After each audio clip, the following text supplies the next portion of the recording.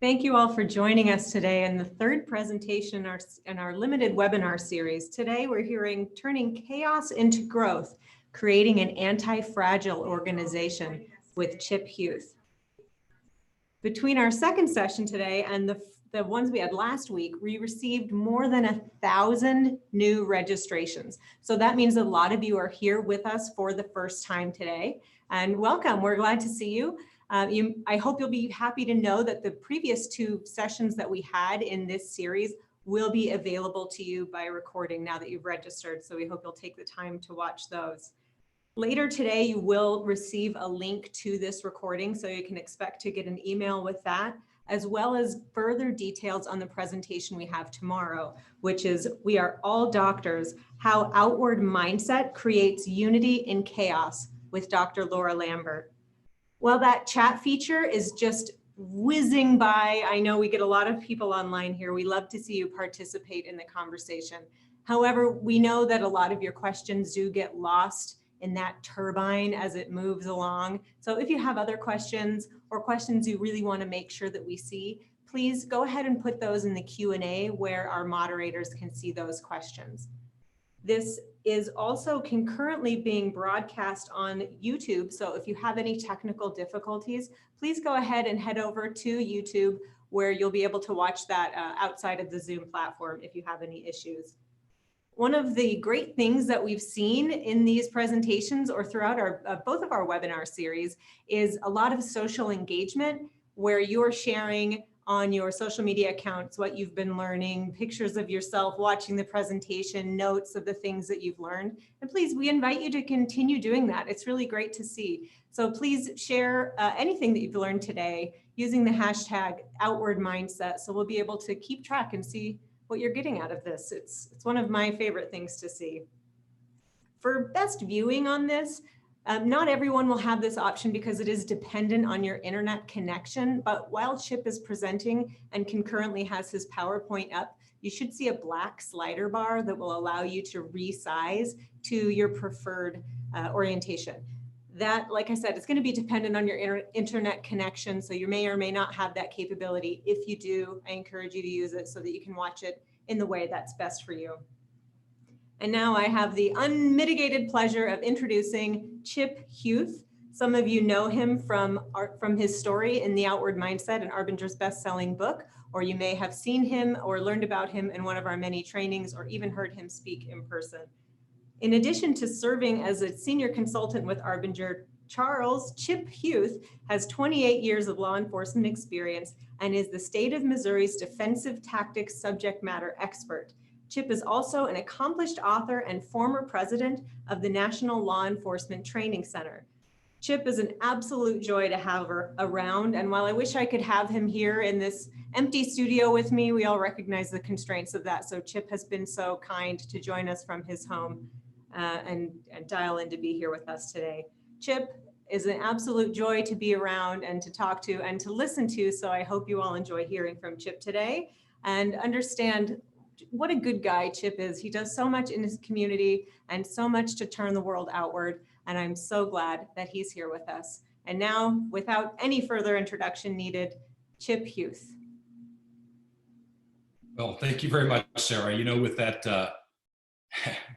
introduction, I thought I'd be taller. We'll get this thing kicked off here.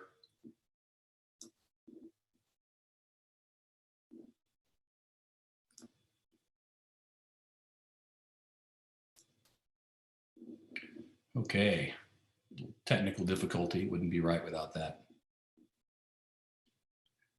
All right, so welcome to session 3 of Arbinger's webinar series titled Forging Resilience in Chaos. This COVID-19 pandemic is forcing us to radically adapt to new ways of working and interacting with one another, both personally and professionally. I'm not going to attempt to tell you today what you need to be doing in your organizations. My sense is that you are the experts in what you do. Rather, I'm going to share with you some lessons that I have learned about how we show up with others in what we do. Often the difference between success and failure during a crisis boils down to how we understand and execute around our collective responsibilities. So we've titled this series Forging Resilience in Chaos. So I thought I might begin by briefly contrasting order and chaos. One way of thinking about these concepts is to consider that order and chaos are both essential elements of existence. Um, if you think about the Chinese yin and yang symbol, it graphically represents the interplay between these two unseen forces. These forces are woven into the fabric of existence in such a way that we are constantly seeking a balance between the two. Too much order can lead to tyranny, and too much chaos is simply untenable. Clearly, the COVID-19 crisis has tilted us too much into the realm of chaos, which invites anxiety and doubt. While we're striving now to reestablish some order into our lives as we contend with much uncertainty, the way out of our current dilemma is straight through it. There's a seed of chaos in every ordered system, lying in wait for the opportunity to throw a wrench into our best laid plans. Conversely, there's always a seed of order in most chaotic circumstances. And it is within this knowledge, right? It's that knowledge that we have about that seed of order that we can leverage and find what we need to not only survive this pandemic, but to come out the other side stronger for having had the experience. As I said, we titled this series Forging Resilience in Chaos, but I'm of the opinion that resilience is not enough. So with that in mind, that I want to introduce you to the concept of anti-fragility, which was first put forward by the scholar Nassim Taleb. So what do we mean when we use the term anti-fragile to describe a person, system, or an organization? Let's begin by defining anti-fragility by discussing what it is not. Let's think about fragility first. Something is considered fragile when it's easily harmed by external stressors or unforeseen disruptions to the status quo. An example would be a ceramic flower pot, a glass vase, or a teacup. If I were to knock one of these fragile objects onto the floor of my office here, they would likely shatter. They simply can't withstand much volatility. Likewise, a person or an organization or even a system that can't hold up to a reasonable amount of disruption could be considered fragile. Now let's think about resiliency. Now, resiliency is colloquially understood to be the opposite of fragility. Systems or people who remain relatively unaffected or unaltered by external stressors, they're often characterized as resilient. Resiliency implies a natural resistance to change up to a point. Consider a rubber ball or a steel beam, maybe even a barbell. Those are resilient objects. So something that is fragile is easily broken, and something that is resilient can withstand a lot of stress without being significantly changed. I can bounce a rubber ball off the floor of my office here 1,000 times, and the resistance provided by the floor is unlikely to change the ball in any visible way. People or systems that quote unquote weather the storm and continue to force old paradigms onto novel operating environments without losing or gaining too much could be considered resilient. Clearly, the opposite of fragility is not resilience. The opposite of fragility is anti-fragility. Now, anti-fragile is a term used to describe something that actually benefits from measured amounts of stress, harm, or disorder. Consider the effects of physical exercise on the body. Jumping rope leverages the resistance provided by the floor, the same floor that caused the fragile object to break, or the same floor that caused the resilient object to remain unchanged. We leverage that resistance that's provided by that floor when we're jumping rope to improve the body's physical condition. When we go to the gym and we lift weights, the iron that we press and pull, it supplies resistance. As we work to overcome that resistance, we damage our muscle fibers. During prescribed rest periods, those fibers regenerate into a stronger version of themselves, enabling us to move more weight in subsequent trips to the gym. Now, adaptation occurs as a result of failure. A fragile system will tend to crumble when it faces a loss, and a resilient system will merely tolerate failure and kind of gut it out. However, an anti-fragile system is a system that actually embraces failure and responds by growth and adaptation. An anti-fragile person leverages setbacks to prepare for the next challenge or calamity. For example, think about a toddler learning to walk. Now, that's a very chaotic process. The toddler literally relies on failure to acquire the ability to walk. With every tumble and fall, the child learns how to make slight adjustments to their posture and improve their form as they stumble through attempt after attempt until they eventually succeed. Chaos and randomness lead to growth. In fact, they are essential for growth. The body's immune system, which is a learning system, is actually anti-fragile. Think about it. A vaccine essentially consists of a fragmented version of a virus, which is then introduced into the body. Once exposed to the virus in this way, the body develops an immunity that will help protect it from future exposures. So how do we work to build an anti-fragile organization? I'm going to discuss 3 steps that I think are essential. Step 1 is to honor the core truth about others. There's a fundamental truth about others it's often easy to ignore, and we have to honor that truth in order to take our first step towards anti-fragility. I would like to use one of Arbinger's foundational frameworks to briefly explore 2 ways I can show up with others. So in this framework here, you can see what we call at Arbinger the inward mindset. So remember, rule number 1 when faced with a crisis or challenge: do not make it worse. I should never underestimate my ability to make things worse. I am perfectly equipped to make anything I touch significantly worse. I would say the same is true for any of us. And the way I begin to make things worse is by choosing to see those with whom I interact as objects instead of people. When I enter into this inward mindset way of seeing, you can see that this diagram suggests that I literally wall myself off from others. Others cease to be people to me. I'm not alive to the fact that they matter like I matter. I'm not alive to the fact that they have hopes, needs, fears, dreams, objectives, things they need to accomplish throughout the day. I literally am blind to that reality when I enter that inward mindset way of seeing, right? In this way of seeing, others, instead of becoming people to me, they are more like objects. I think about them only in terms of, whether or not they can help me get what I want, whether or not maybe they can block me from getting what I want. Are they in my way? And if they can't help me and they can't hurt me, then perhaps they don't matter at all. And as you can see, this is a false way of seeing. I'm seeing the world in a way that it only exists in this reality I've created in my head. And so you can tell this inward mindset way of seeing the world, of interacting with people, is very fragile. Now, let's contrast that with the outward mindset. How do I show up in a way that's likely to make things incrementally better? I must begin by seeing and responding to the reality of others. See, the core truth about others is that they are people just like me. They have hopes, needs, fears, dreams. They have things they need to get done. When I'm operating from an outward mindset, I'm alive to these truths about others, and I structure my work in a way that takes into account the impact my efforts have on others' ability to accomplish the tasks they need to address. So in this way of working, I'm still going to accomplish the things I need to accomplish. I'm still responsible for doing my job, but I'm going to structure my work in a way that actually takes into account the work others need to accomplish. And I'm going to perform those tasks and my duties in a way that actually helps others achieve their duties. So it's like sanding with the grain. I'm basically, in an outward mindset, I'm reducing the unnecessary friction that's created when I wall myself off from other people. So the outward mindset is a very anti-fragile way of operating. So another way to think about this concept, we can contrast objects with people. As we discussed, an object like a glass vase or a teacup, it's fragile and it can be negatively affected when exposed to slight volatility. Steel beams and rubber balls can be characterized as resilient because they resist change when stressed. Objects and people can be either fragile or resilient to some degree. However, only a person can be anti-fragile.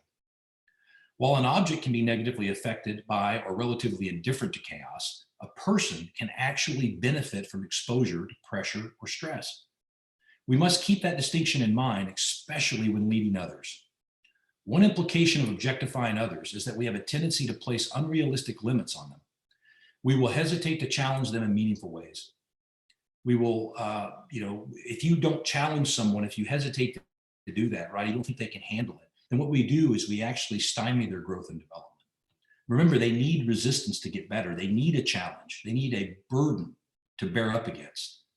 So the tendency on the part of managers to objectify their direct reports often manifests as micromanagement, which that seems logical. From an inward mindset perspective, micromanagement seems logical, because the manager might have the idea that, they have no faith in a person's capability to grow and challenge. But it's obviously a false way of understanding people and their relation to stress. So the first step toward anti-fragility is to acknowledge the core truth about our customers and colleagues. Everyone with whom we interact is a person first before they are anything else. At our most inward moments, we tend to lose sight of this fundamental truth. If we are fragile, our tendency is to see those around us as a means to an end, rather as people with independent hopes, needs, fears, and dreams. With a fragile mindset, I tend to see others only in terms of how they frustrate my efforts, how they can help me achieve my goals. If they can't help me and they can't hinder me, I will likely see them as irrelevancies. This way of looking at the world is false, and it helps keep me locked in a fragile inward mindset. With an inward mindset, I'm making tactical and strategic decisions in what is essentially a virtual reality that I've created in my own mind. Every decision I make in this virtual reality is fundamentally flawed because it is generated from a false view of the world. The first critical step toward becoming anti-fragile is seeing people as they actually are. People are not a mere means to an end, but an end in and of themselves. So next, we must acknowledge reality and honestly assess our strengths and vulnerabilities.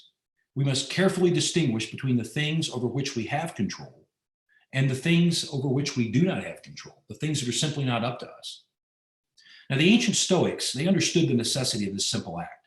They worked to divide all experiences into one of two categories: things that are under our control and things that are not under our control.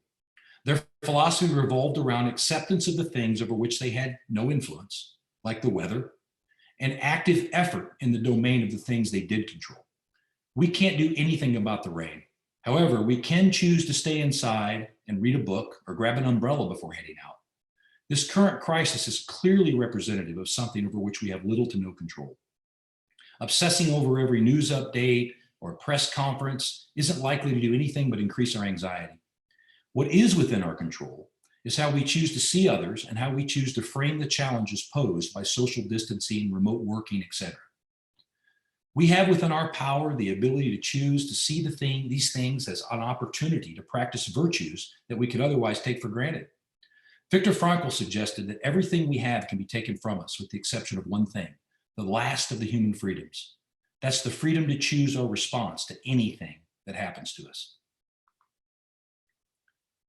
Lastly, we must possess radical self-awareness to recognize that we have both great potential and necessary limitations.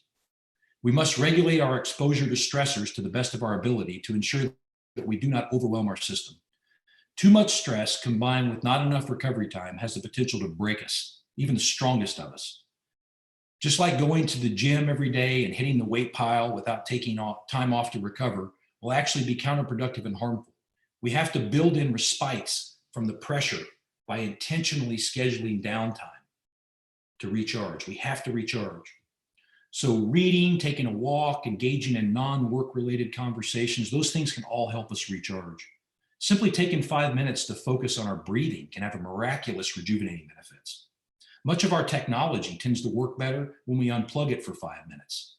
Perhaps that's something that people and objects do have in common. I'm going to close by sharing an iterative framework that you can begin using immediately to help instantiate the principles of anti-fragility into your daily routine. So we call this framework SAM. I'm going to walk you through this acronym real quick. So the S stands for see others. So the first thing I can do in any situation is I can choose to see others. I can get intensely curious about their goals, objectives, their needs. I can start to really want to see them as a person, really get inside and explore the corners of all the things that challenge them. That's step one, see others. And then based on what I learn, I want to adjust my efforts. I want to ask myself, given what I know now, are there things I can do, minor adjustments I can make to my work, to my efforts that might benefit in some way or help in some way these other folks that I've become curious about? So see others and then adjust efforts. And then lastly, I want to measure impact. I want to set some type of a regular cadence where I can follow up with this person or these people or these groups or these teams to see if the things that I'm doing are still helpful or still relevant. Certainly in some circumstances, I might see others and adjust efforts, and that might be going well for a while. But when I check back in with them, I find that the situation has shifted and what I was doing before is no longer helpful. So I need to, again, go back through that iteration and make those adjustments. I'm going to share with you a personal example from my team at work that happened recently. So Kansas City, Missouri, like many cities, have been placed on a stay-at-home order. And the parking control team that is nested within my division, they sat down and they started talking about this lockdown, right? The stay-at-home order. And they started like thinking, and the conversation was really rich. It was like, the first question was, what would it be like to be the people that are negatively impacted by this lockdown? The people who perhaps can't go to work. They've lost essential income. Their kids are at home, so now they're struggling with the challenge of trying to do homeschooling and things like that. And this conversation became really rich. And so they thought, well, listen, based on what we're thinking about, the way we're thinking about these folks, is there something we can do to adjust our efforts, something we can do to modify our work given the current challenges that might actually be helpful to these folks that are in these situations? And so they thought, well, look, we are going to stop enforcing any type of parking ordinance that doesn't directly affect safety, right? What a great idea. And so we got the message out on social media, and we pushed it out to the city, and we started rolling that effort out. And so we get to the measure the impact part. Sure enough, as luck would have it, we have a nurse and her partner. They had called the city, and they had asked them if they had permission to park in what would normally be a no parking zone. Of course, the city said yes, based on our understanding with the police department, that's you can park there. And they did. So here comes this nurse who's already fatigued from working 12-hour plus shifts at the hospital. She comes out and finds that her car and her partner's car have been towed. It turns out I did not do a really good job of communicating that we still needed to enforce parking along the rush hour areas where traffic, people still going to their essential jobs were flowing at a pretty good pace. And, we had to worry about kids coming out from between the cars and possibly being struck. So we had to enforce those laws, but I didn't communicate that well, right? There was a disconnect. So now we go back through the iteration, see others. What would it be like to be this healthcare provider? Right? And to have her and her partner's car towed away, they can't get to work, they're under stress, they're overworked. Like, you start to get a sense of what that might feel like.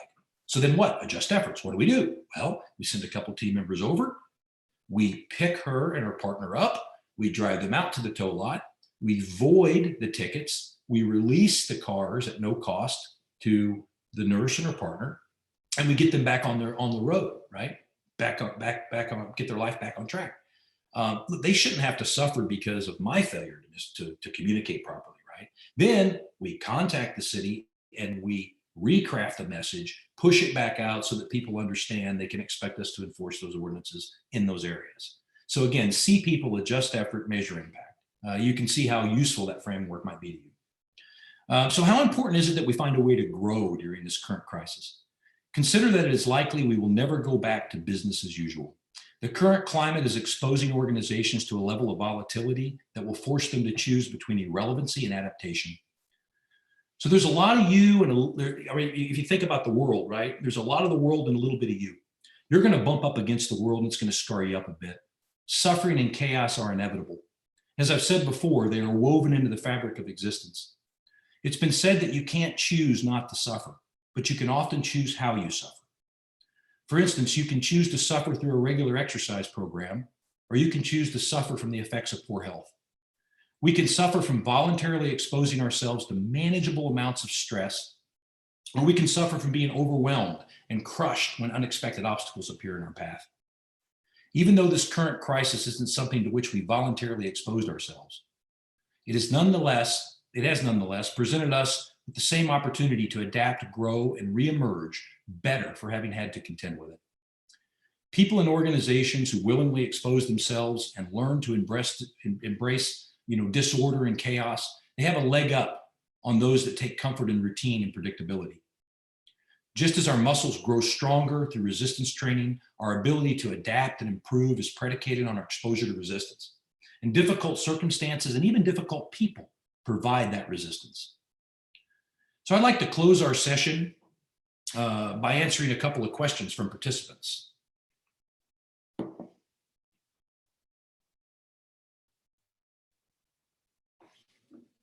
Let me see, we'll get these questions up here.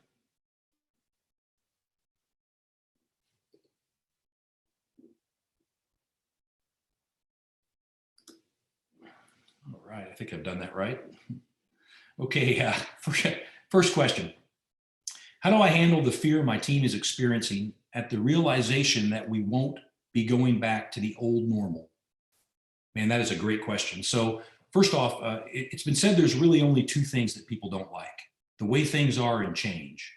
You know, I find that to be true in my job, right? But look, you should create a sense of safety in your team by acknowledging that this situation is full of unknowns. Discuss their concerns openly and honestly. You know, remind them that while people often say that change is hard, in reality, we change effortlessly all the time. We are literally built for adaptation. Your body shivers when it's too cold and it sweats when it's too hot. We are designed to adapt to changing environments. You know, we're made for it. We don't determine our futures, but we do determine our mindsets, and our mindsets can determine our futures. All right, next question. Can an organization have a strict hierarchy and still be anti-fragile? That's a really good question. So it depends on what you mean by strict. There's a difference between strict and rigid. In order for an organization to be anti-fragile, it must remain agile and adaptive. It's got to be flexible. We work in an environment characterized by complexity, as evidenced by this current crisis. That being said, in some organizations, certainly it's true in mine, there are practical reasons to maintain some bureaucratic structures. It is often a good idea to address issues like span of control, and you got to allow teams to specialize in certain domains. That's important. We can't all be generalists, but the key is for leaders to constantly remind individual teams to consider the impact of their work on other teams within the organization. There are no true silos because we are constantly affecting others in often unseen ways in all that we do. When it comes to giving direction and providing stricter oversight, it is important to remember that people don't primarily respond to what you do. They respond to how they feel they're being seen by you in what you do. So there's an inward and an outward way to maintain good order and discipline in an organization. Okay, I got time for one more question. Let me scroll through here. How can you foster an anti-fragile mindset within yourself? Okay, another great question. So you can begin by working to focus on processes instead of outcomes. You don't ultimately control the outcomes you achieve. There are just too many random variables, but you are generally in control of the processes you employ to achieve those goals. Your processes are within your sphere of control, and the outcomes are outside of your sphere of control.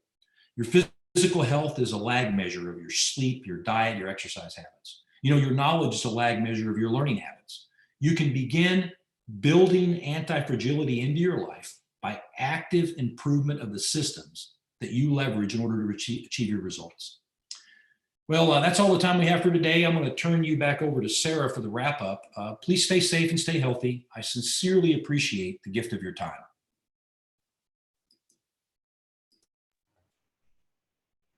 Chip, as always, it is great to hear from you and learn from you on this really important topic of turning chaos into growth. One thing that you said that I really liked was this idea that we are all built for adaptation. We can grow through even the most difficult of times. That we don't determine our environment, but we do determine our mindset. That's definitely something I'm going to take away with me today. Thank you so much, Chip, for joining us from your home in Kansas City. Reminder, this presentation has been recorded and will be made available to you later today. Again, we received many, many, many questions, far more than we can answer and far more than Chip can answer in this limited time we have. Following the session, I have the opportunity to sit down with Chip, virtually sit down with Chip and go through some more of those questions and answers that were submitted, do a little bit more in-depth conversation. That is recorded separately from this webinar presentation and is then put on our webinars page at arbinger.com/webinars. And you'll be able to find this Q&A recording as well as sessions from all of our previous webinars that we've hosted. At our last presentation, I announced the availability of our Leading in Crisis workshop, which is delivered virtually on April 14th. This is a 4-hour deep dive workshop with an Arbinger master facilitator. Remaining seats for that workshop are very limited, and we still have a few left. So if you are interested in learning more about that, please put your name just in the Q&A section here. That will be the easiest way to let us know that you're interested and would like to learn more about Leading in Crisis. Alternately, you can email us at info@arbinger.com to express your interest. If you haven't already followed Arbinger on LinkedIn or other social media, we encourage you to do that. We want you to be the first to get announcements of things that we're working on and sharing. We do have some really big news coming up that I'm not allowed to tell you about yet, but I'm really excited, and we will be all over social media celebrating and sharing it with you. So please follow Arbinger everywhere you can find us: Facebook, Instagram, LinkedIn especially. Don't forget, as I mentioned earlier, anything that you've learned from this or from our other presentations, please share it on your social media. Use the hashtag Outward Mindset so we can all learn from each other throughout this presentation and this series. Please join us tomorrow for our final in this series, a presentation called "We Are All Doctors: How Outward Mindset Creates Unity in Chaos." And that's with Dr. Laura Lambert. If you haven't had the opportunity to learn from Laura yet, she is a fantastic presenter and has a very unique and important perspective as a doctor during this time of crisis. Again, please enter your name and email in the Q&A section to learn more about leading in crisis, or email us at info@arbinger.com. Thank you so much for being with us here today, and we'll see you tomorrow.